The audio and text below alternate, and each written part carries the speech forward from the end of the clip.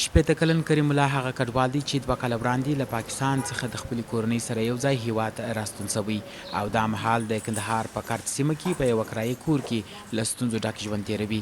نوموړي وایي پاکستان یې له ستونزو پرېښود خو دلته د ورکړو هیلو سره سره یې دولت لاسنیوی نه دی کړی.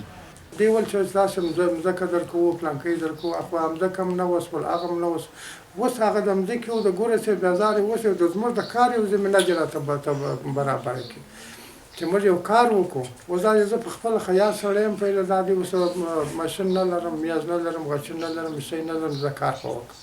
د کریم الله د کورنۍ په څیر په تیرو شاوخوا 2 کلونو کې له پاکستان او ایران څخه کندهار ته 3820 کورنۍ راغلي چې اکثره یې دا مهال د سرپناه د نشت په ګډون له جدي اقتصادي ستونزو سره مخ دي.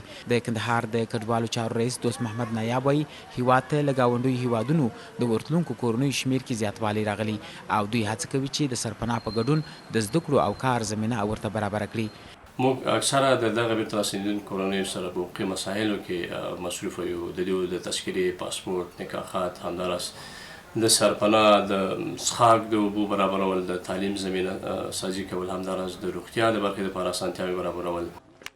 نایاب همداراز وایي چې د کندهار په پنجوایي ولسوالۍ کې د مهاجرینو د ښارګوټي چارې تمامې سوي او په دامان ولسوالۍ کې بیا د مهاجرینو لپاره د یو بل ښارګوټي د سروې چارې پیلېدونکي دي.